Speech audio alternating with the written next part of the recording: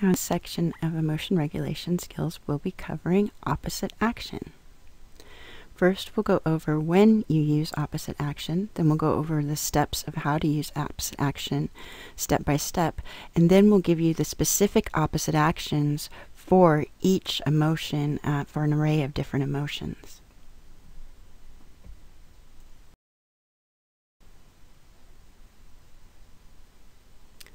So opposite action is acting opposite to your emotional urge. And you want to use opposite action when knowing the facts does not change how you feel. The emotion or the intensity of the duration of the emotion does not fit the facts of the situation. The emotion or the intensity or the duration of the emotion is not effective for the situation. And you want to use it when it's done all the way. So if you're going to use opposite action, you've got to do it all the way.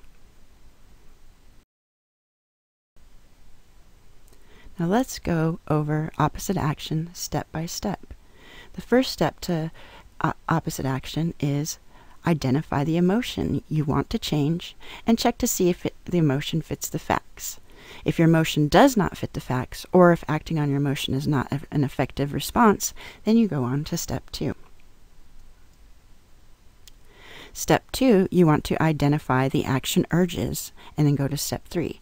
So if the emotion doesn't fit the facts, let's say getting angry doesn't fit the facts, then you want to identify your action urges. So your action urges might be to scream, or to yell, or to raise your voice, or to throw things. You know, the idea is you want to go, what does that emotion, when you feel that emotion, what is it that you want to do? You know, what is your urge? What is the behavior? What do you have the urge to do when you feel that emotion that does not fit the facts? Then step 3, you want to act opposite all the way to your action urges, and we're going to go over each emotion and what to do to act opposite of that emotion for each emotion after we go through this list. 4, you want to repeat acting opposite to your action urges until your emotional sensitivity to that prompting event goes down and your tendency to feel or act on the emotion goes down. So you want to practice opposite emotion as much as it takes to either, you know, lower your emotional response in the situation, or over the long haul, you know, just keep practicing it over and over until eventually you condition yourself to act in the opposite way, or, you know, in a more effective way. So like if, you know, you really, well, we'll go over it step by step for each different kinds of emotions here in a second.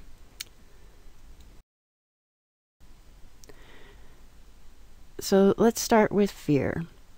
When fear does not fit the facts, opposite action is to do what you're afraid of doing over and over again. So if you're afraid of going out to your exposure group, then the best way to act opposite is to go to your group over and over again. Approach events, places, tasks, activities, people you are afraid of. Do things that give yourself a sense of control and mastery over your fears. Now, all the way opposite actions for fear are to keep your eyes, ears focused on the feared event. Notice that you are safe, even though you may feel fearful. Change your posture and keep a confident tone of voice. Do paced breathing. This one works for me great.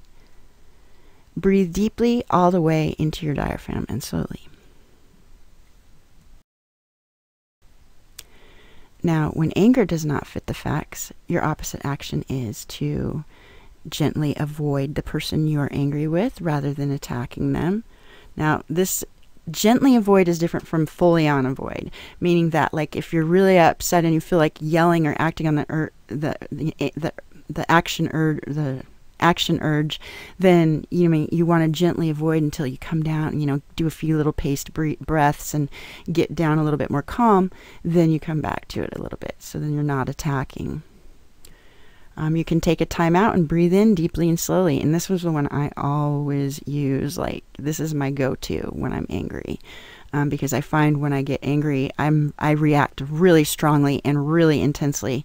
So for me, the really only way out is for me to go, okay, I just need a moment, and then, and then I'll come back to it, and I'll just breathe deep and slow until I get calm. Then I'll come back, and then I'll start trying to communicate again. Do something a little bit nice rather than mean or insulting. So for me, like when I call customer service hotlines, I have a tendency to really get dysregulated, and that's a place where I really have a hard problem. So for me, I try to think of them in terms of, you know what, this person, if I want them to help me, I need to get them to be my friend. So I try to be a little bit nice instead of like reacting to my urge to get upset and yell at them. I'll be like, well, I know this isn't your, this isn't really your fault that my account is this way, and I was just wondering if there's anything you can do to help me. Being a bit nice instead of angry, instead of reacting to that anger, is how you would go opposite action. And then do the opposite of other angry action urges. So, if you have the urge to yell, then talk softly, And now all the way opposite actions for anger are: imagine understanding and empathy for the other person. I gave you an example of that on calling customer service. Try to see the situation from the other person's point of view. Just being able to see that, maybe what you're angry about, maybe, the person on the other side of the phone, they just found out that they, if you're calling customer service, they just lost somebody that day and they had to come to work. So they're being really, off-putting on the phone, or not necessarily, paying attention and answering your questions. Trying to understand that maybe there's something else going on in their life, and seeing things from their point of view can help you act opposite. Imagine plausible reasons for what has happened. Like I was saying, maybe they lost somebody and that's why they're being so off-putting, or they don't seem like they're all together, or maybe that's their very first day of work and they're really nervous and they're not used to talking to people on the phone. There's all kinds of reasons for, why somebody acts the way they do, that may be prompting anger, and finding ways that other reasons for, what has happened than what you're thinking they are can help you act opposite to anger. Adopt a willing posture. This means sitting with your arms uncrossed, your palms open, sitting forward, looking directly in the eye. This is a willing posture. You're receiving. You're saying, I'm willing to listen. And that's acting opposite to anger. Change your body chemistry through breathing and or exercising. Another way to act opposite of anger is use that energy in a different way. Do a workout. If you're into workout videos, or you go have a special workout, do that to help you act opposite to the anger. Use your slow breathing, like I said. That's my kind of go-to. Or like another thing I mentioned before in Check the Facts is using cold water to change your body chemistry, to cool you down. It can cool you down, physically, and it can cool you down, figuratively in your mind, where you might be really, hot and angry.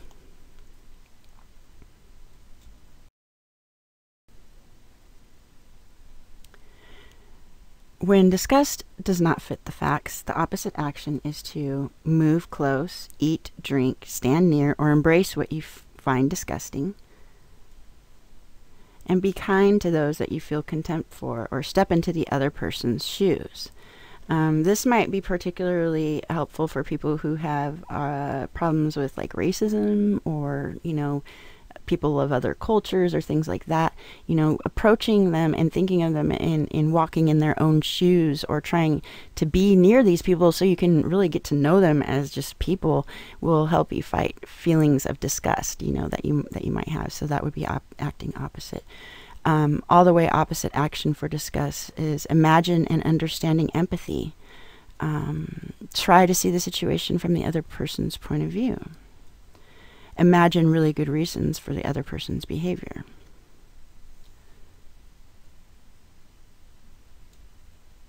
take in what feels repulsive. And distract from irrelevant, disgusting thoughts and images. So like, if something really grosses you out, and you're watching it and it's just really bothering you, think about something else, and that would be your opposite action to disgust.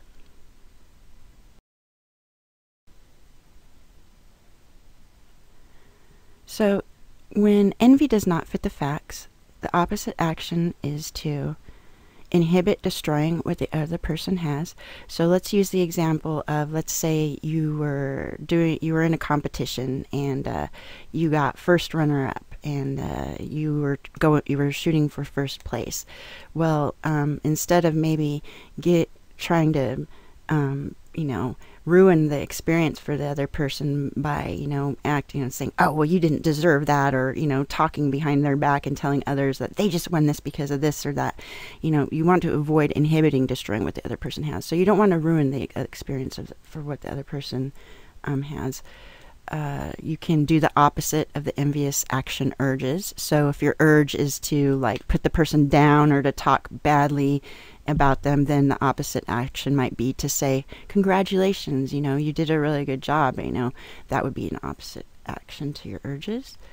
Count your blessings. Think, you know what, I got runner up. That's pretty amazing. Look at all these people that competed, and then I got a second place. Try to look at the things that you do have. That's an opposite action. And then make a list of the things that you're thankful for.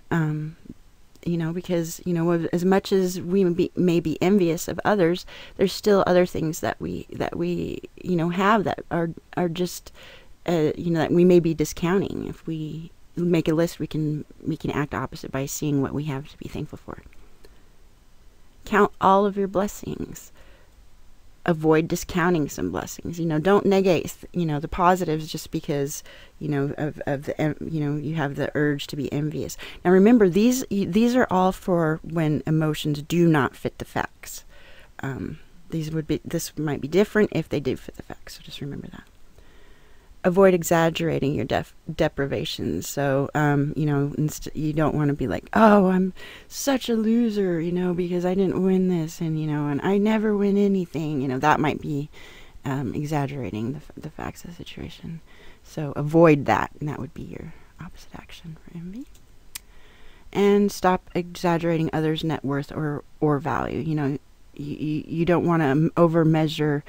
And say, oh, geez, they have everything, not having, just because somebody, may be rich doesn't necessarily mean that they're happy, so don't over exaggerate, what, the things that are attached to your envy, because it may not be, it's not necessarily related to other person's net worth or value. So check the facts. Imagine how it makes sense that the other person has what you do not. Maybe they worked a little bit harder. Maybe they're, what they entered in the competition was actually, more advanced or had more time prepared. Adopt a willing posture. Again, this is opening your palms and, opening your chest, holding your chin up, and, and just sitting in an open or standing in an open receiving manner. Now, when jealousy does not fit the facts, the opposite action is to let go of controlling others' actions, So if you like to check your, loved ones' phone messages or read their text messages, that would be something to let go of in controlling. That would be an opposite action.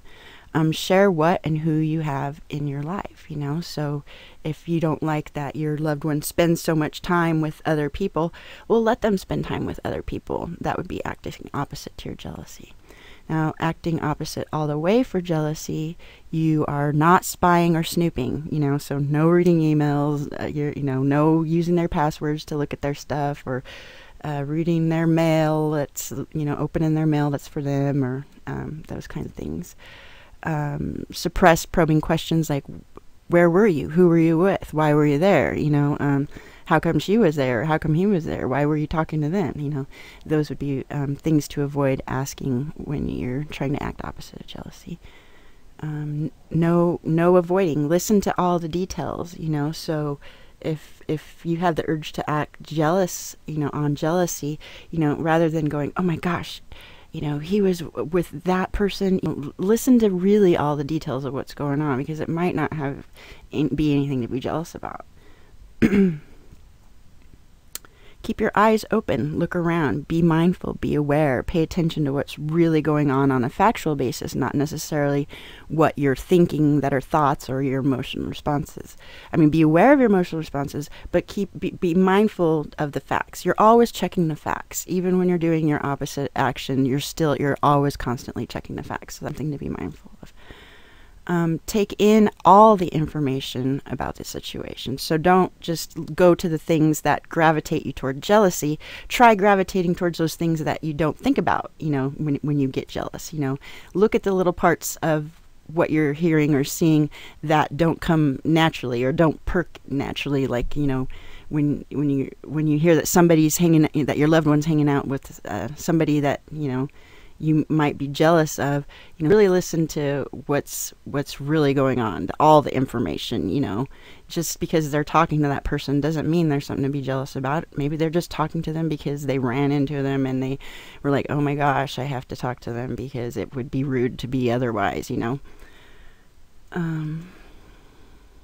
Change your posture, be open, be willing, really be aware of your body posture and how you're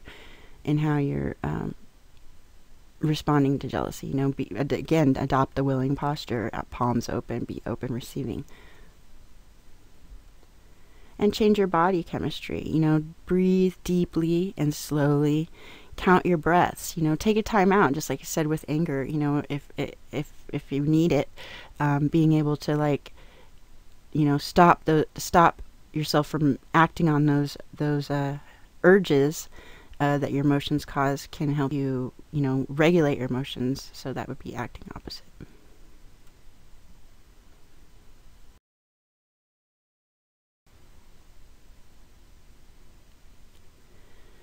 Now, when love does not fit the facts, the opposite action is to avoid the person, animal, or object you love. So you want to steer clear of places where you might run into the person, whether that be like Facebook or down at the corner market or at church or wherever you might run into that person. Just stay away from where you might run into him. Try distracting from thoughts of the person, animal, or object.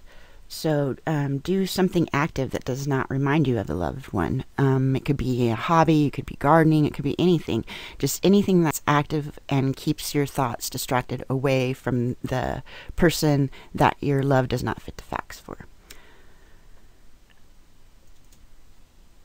Remind yourself of the cons of loving the person, animal, or object. So if you find yourself thinking, oh, I really love that person, and you know it's not healthy for you, and you're trying to do your opposite action, try thinking about times when when the love wasn't that strong, or when maybe you fought with the person, or maybe they did something that hurt you. Think of the things that would keep you away from loving that person. Now, the all the way opposite actions for love are, oh, we missed one. Do the opposite action of other action urges. So if you have the urge to buy a gift for your loved one, instead go get rid of things that belong to or remind you of the loved one. If you have an urge to listen to a song that reminds you of the pleasant times you had with a loved one, listen to a song that reminds you of the unpleasant times you had with the loved one. Anything that you have an action urge to, try to think of what the opposite of that would be and do that. And now the all the way opposite actions for love are avoid contact with everything that reminds you of the person. So I think that's pretty self-explanatory. Stop expressing love for the person, even to friends, and be unfriendly. So, even if you still have those strong feelings, stop saying it out loud. Stop telling people that you feel that way. That would be an opposite action. And then distance yourself with body posture and facial expressions. So if you happen to be in contact with that person, use unloving body posture. Close your arms. Think about how you don't want to look loving towards them. Now, this may sound kind of counterintuitive, but when I first thought about, love is not always healthy, it never really dawned on me until I got into DBT, because I just thought, love is always great. Well, not necessarily, especially if you're somebody who has abandonment issues, you may not always be able to look at, whether or not the relationship's healthy because you're acting on these other issues that, are fear of abandonment, and that's something I went through. I couldn't leave an unhealthy relationship to save my life because I just was so afraid of that abandonment, that rejection, that I held on to all of my relationships as long as I could. Luckily, I finally found one that is worth hanging on to, so that's the good thing. But so if you don't, if you realize that this love that you have for this person, animal or object, whatever, is unhealthy for you, and you want to do the opposite action, then these are good things to do to help get you on your way to kind of moving away from that unhealthy love that doesn't fit the facts.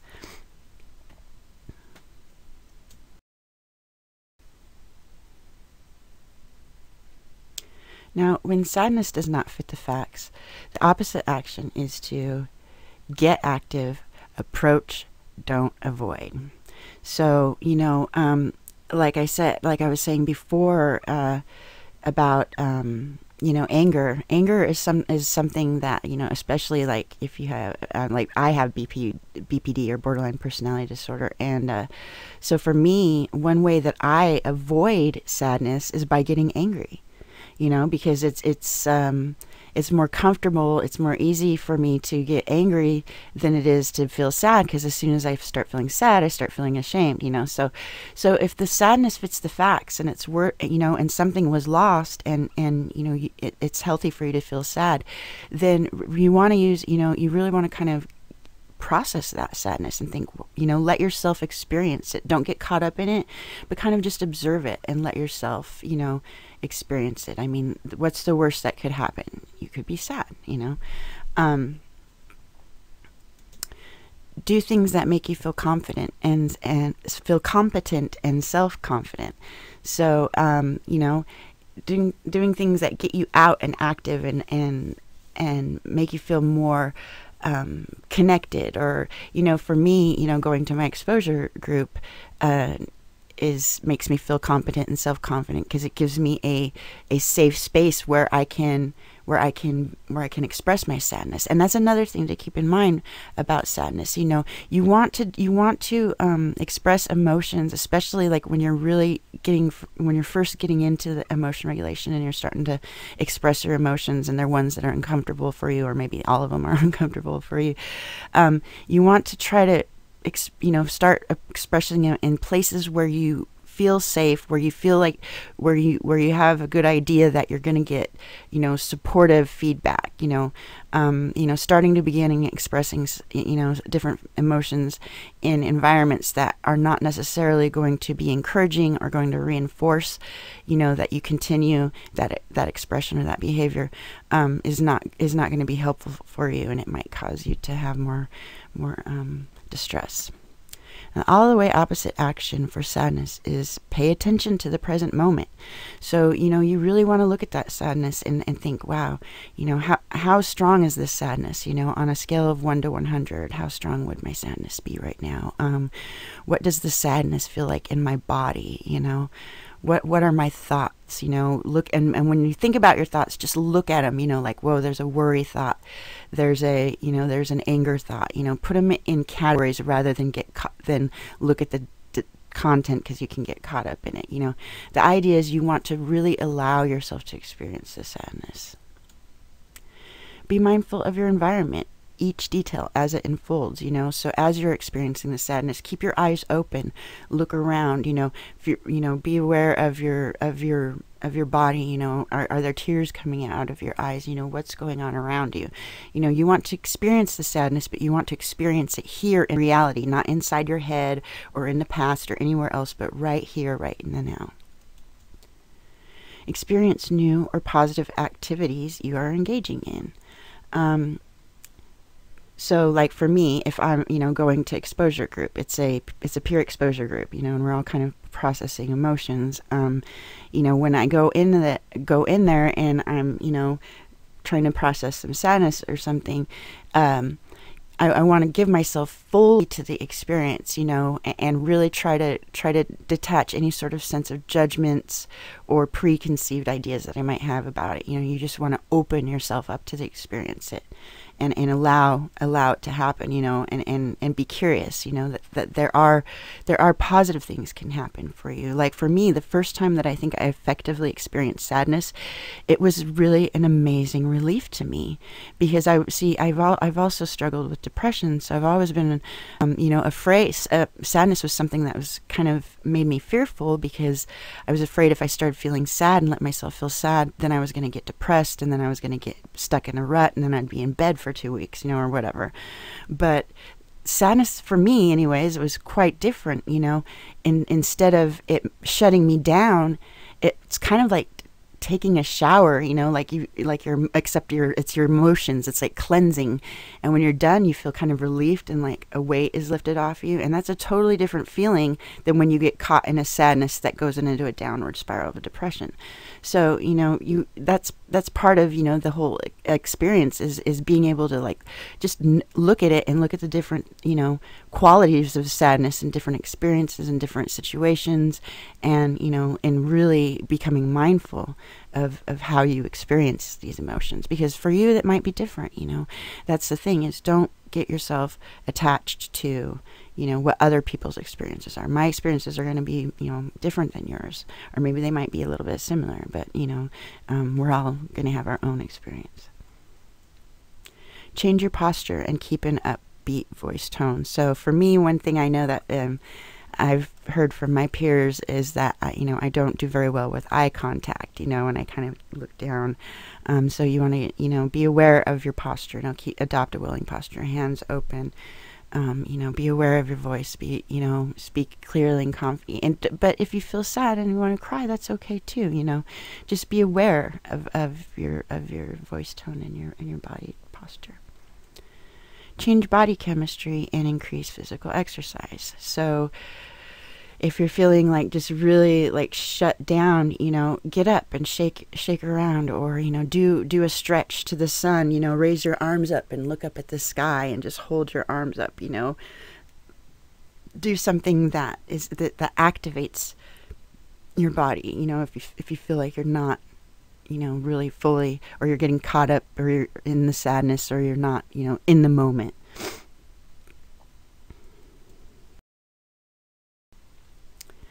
Now, for shame and guilt, there's going to be two different kind of categories. For shame, there's going to be when your behavior does not violate your own moral values, and then on the next one, it's going to be when your behavior does violate your own moral values. So when your behavior does not violate your own moral values for shame, the opposite action is to make your personal issues public with people who won't reject you. Now, this for me was probably one of the most powerful things, I think, of all. I mean, for me, with particularly about self-loathing, and self-hatred and all that kind of stuff that I go through. When I decided, the very first time I decided to tell, just to post it all over the internet that, hey, I have borderline personality disorder, it was a really, really scary thing to do. But I was really inspired by Marsha Linehan's doing that, because her doing that it changed my life as much as DBT did. Because when she did that, I was debating whether or not I wanted to go to college, and I was thinking, I can't go to college because all my mental health problems, I'll never make it. Then when she came out with her story, I was like, oh my gosh, maybe I am perfect for this. Maybe I'm special even for college. And it totally took my mind to the total opposite dialectic. And for the first time in my life, I knew exactly what I wanted to do. So I decided, the best way for us to really fight stigma is for us to stop acting like we're ashamed of our whatever our mental health problems may be, whether it's some of us go by our diagnostic labels. You might not, and that's totally cool too. But, just talk about it, like you're not ashamed, and one key for me was that, I've really taken a lot of care in expressing that, that I have borderline personality disorder in a positive light. I want to show my peers, not all the, the down, ugly, crisis stuff, that people would expect, because that helps generate stigma, but to share them my pathway of recovery and all of the progress I've made through DBT and how much hope it's given me and stuff, and doing that was so powerful to me. And I swear, every time that I say I have BPD and I'm not ashamed, I feel like it makes me that much stronger, but the key is to do it in places where you won't be rejected, so I think the very first place that I posted, mine was like in an article I wrote on for Mental Health Association in Portland or something like that, and I was just talking about, and and that's an organization in my community that's looks out for people with mental health problems. So I knew that my chances of getting positive feedback was good, and I got, and even to this day, I would say, of all of the overwhelming positive support I've gotten from sharing my story, I've maybe gotten one or two, not so supportive, but they weren't even mean. They were just not necessarily supportive. So, I really encourage you to try this if if you've made some progress in your recovery and you're thinking about how you can help with advocacy. This would be a good way to fight shame. Engage a behavior that sets off shame over and over in public. So this is something I'm working on in my exposure group, and I hate it, but it's totally helping. I feel ashamed whenever I start to cry or I feel sad, because I was always kind of taught to be tough and to be strong, and when you're living in you don't have a lot of money, a lot of resources, you've got to you have to kind of be tough, and that's just the way it is. It's the way to survive. And at the same time, it also caused me to look down on my feelings of feeling sad or feeling vulnerable or expressing vulnerability. So one thing I'm doing in my exposure group is, eliciting, feelings of sadness and crying, and doing that over and over again until I get more comfortable with it, until I can, be okay with that and totally process all that shame and turn it around to the dialectic. Do the opposite of other shame action urges. So if for me, one of my action urges of shame is to put myself down. So instead of putting myself down or going, I hate being sad, I'm such a baby. One thing that I've been saying is I love my emotions, I love that I'm an intensely emotion person, So whatever the action urge, whatever your urge might be for shame, try to think of an opposite action to it and then try that. All the way opposite action for shame. No apologizing or trying to make up for a perceived transgression. So, whenever I post about having, borderline personality disorder, I never apologize for it. I've had some tough debates with people, and usually the toughest debates I've had with people who are really just kind of uncomfortable with their own experience with having borderline personality disorder. And so my goal is always trying to, keep an open mind to what they're saying, hear what they're saying, reflect, that I hear, their point has valid point of view. But at the same time, if they're making accusations or saying certain things about BPD that are, counteractive to what I'm trying to do, act opposite of shame, then I'm not going to say, well, I'm sorry, I'm sorry that, I have this disorder. I'm sorry that, I scream and cry when I get upset, because, I'm not sorry. I'm sorry when it hurts people, but I'm not sorry that I go through those experiences, because it's not my fault that I'm made that way. I'm emotionally sensitive person, and I never learned what to do with that until I was, until I got into DBT, 5 years ago. So it's I can't, if I apologize for it, I'm just feeding that shame and giving weight to it. take in all of the information from the situation. This is something I have a hard time doing, because whenever I start to experience emotion I don't like, especially like sadness or you know, feeling rejected or something, I immediately start letting my mind, you know, tell me all of its thoughts, you know, you're dumb, da, da, da, all these negative thoughts, instead of just going, wait a minute, what are the facts of the situation? What's really going on here? Is there anything that I'm missing? And change your body posture. Look innocent and proud, you know, speak with a clear voice. You know, think about how you want to project yourself, the kind of person that you want to project, and really, you know, give yourself all into that. You know, one time I had this debate with it was a psychiatrist who said that was saying that people with borderline personality disorder were manipulative, you know, and I was and we're you know, just saying how we were out of control and we couldn't communicate and stuff like that. And you know, my response was, you know, I appreciate that, you know, my point was that I was trying to respect them and say the points that they made that were reasonable and that I appreciated, and then tried to give them exactly the opposite of what they were saying, and then saying at the end, oh, by the way, I have borderline personality disorder, and look at me, I am really calm, and I just treated you with total respect, you know. So you know, my it wasn't my body posture but it was like my tone that I was setting forth in my blog. You know, so you can use your body posture, your tone of voice, your facial expressions to really, you know, put yourself all the way into the opposite action of shame.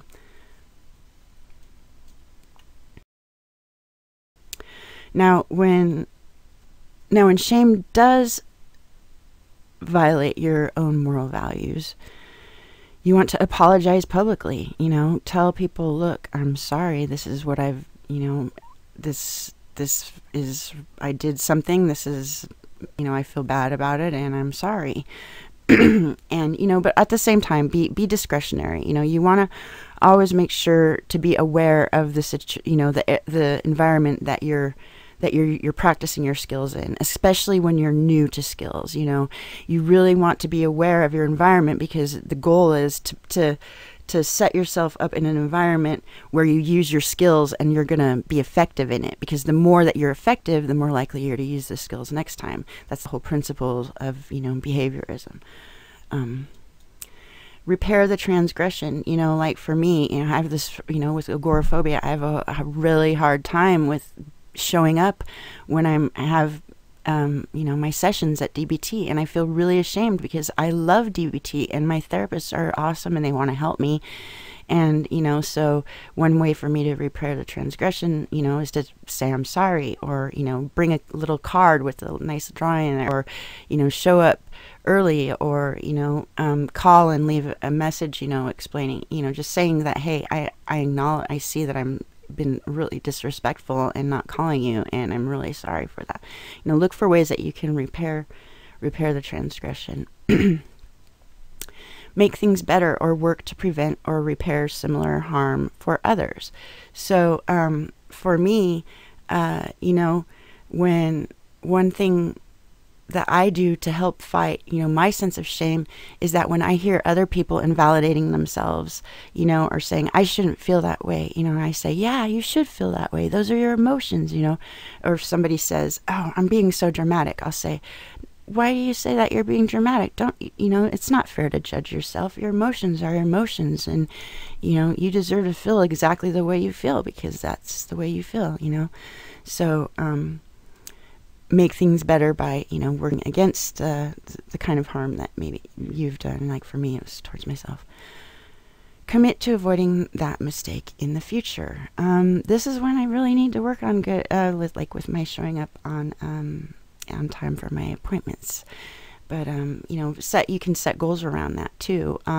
Make the commitment out loud or to somebody if it helps make it more likely in the future, or you know, there's different strategies you can do to work on commitment.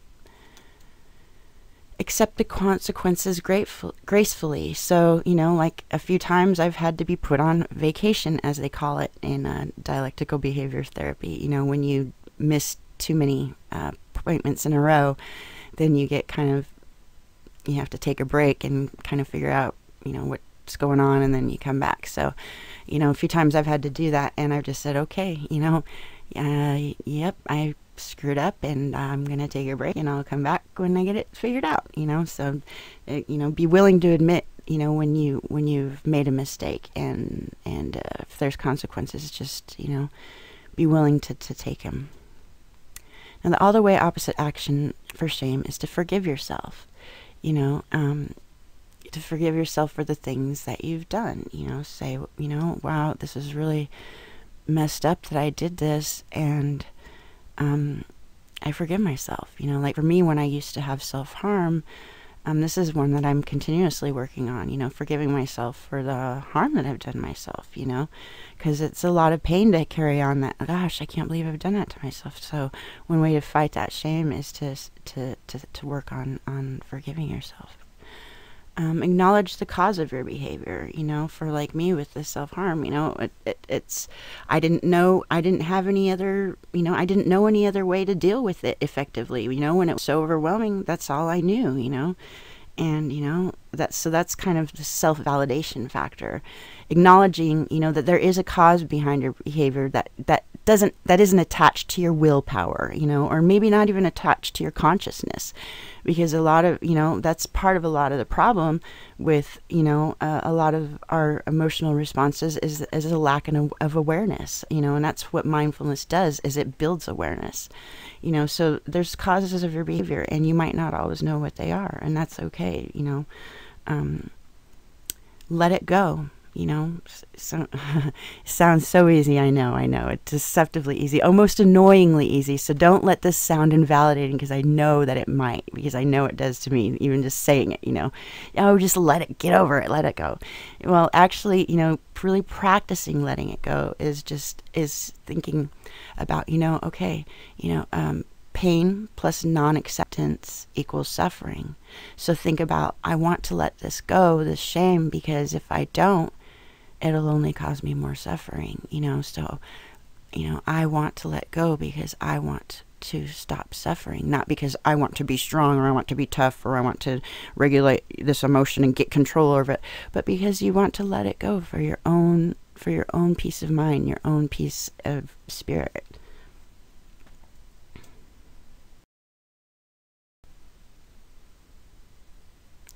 So the opposite action for guilt, when you will not be rejected if you act opposite to guilt that does not fit the facts.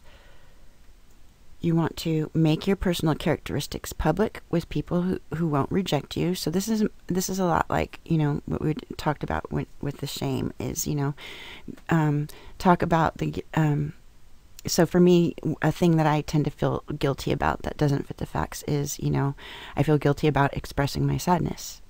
Or having my intense emotions, you know, that I do, and I feel guilty when I express those, or when other people see those me expressing those any type of intense emotions, or, you know, so-called negative emotions. So, you know, one thing for me to do is, like I said before, go to my exposure group and make those characteristics public with people who won't reject me, you know. Then you want to also engage in behavior that sets off the guilt over and over and over in public. So, you know, one thing I do in my exposure group is, you know, we talk about things, you know, that are current in our lives, that cause us to feel, you know, emotions that are, you know, maybe uncomfortable or difficult for us to, you know, process in you know, out in the normal world, or where whatever, in the real world settings. And so, you know, going in there and expressing, setting off those emotions, for me, which is basically any sort of intense emotion, is opposite action for guilt. Now, the all the way opposite action for guilt is no apologizing or trying to make up for a perceived transgressions. You know, like we said before, you know, if you're trying to, you know, expose yourself to your emotional experience and allowing yourself to be vulnerable, then you don't want to apologize for that. Be like, oh, I'm sorry, I'm so emotional. No, that wouldn't be, you know, acting all the way opposite action to guilt. Take in all the information from the situation. You know, like I said before, look around, make sure, you know, is there anything that I'm missing, you know, and be just fully aware of, your body, your sensations, and all the experience that, that you're feeling as you're practicing opposite action. So you're being fully aware. Change your body posture. Look innocent and proud. Keep your head up. Puff up your chest. Maintain eye contact. Voice tone steady and clear. Really, even if you don't fully feel, like totally proud and like you're totally into it.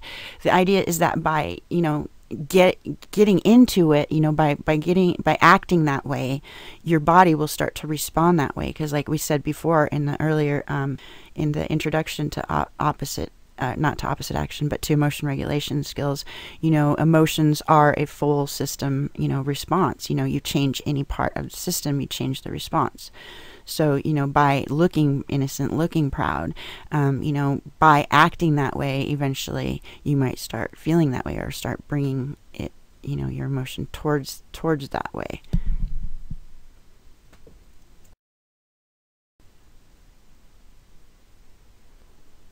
So the opposite action for guilt, when you will be rejected if you act opposite in the environment you're in, you want to hide or use skillful means if you want to stay in the group. So, for example, my mom and sisters are like less emotionally expressive than I am. They're more, really about, you got to be strong and don't show a lot of, show weakness or emotionality in front of people, or, they're not as much into the, huggy thing that I'm into, especially like my sisters. So for me, when I feel guilt, when I start to want to, express myself emotionally, since I've been in DBT, I've been building up my relationship with my family. One thing I do is, rather than like, acting out or being defensive, or giving in to that guilt, or going, I hate myself, I shouldn't be this way, and I'm so awful, I'm guilty. Then I think to myself, I remember the reasons why there's no reason for me to feel guilty, and I make a note of it in my own head. So I'm kind of hiding it from, the people that I want to, stay in connected to, but I'm hiding it, but I'm using skillful means at the same time, so I'm remembering, oh, there's a reason why, that I'm emotionally sensitive. It's part of my biology, and that's okay. Even if my family isn't that way, that's okay. It doesn't mean that they don't love me, and it doesn't mean that I don't love them. Or, remember that, the qualities about, being emotionally sensitive that are, beneficial to me. It helps me express myself artistically. So you can still find ways to be skillful and act opposite to unreasonable guilt in groups where it might be judged, but you can still be skillful and just be on the down low.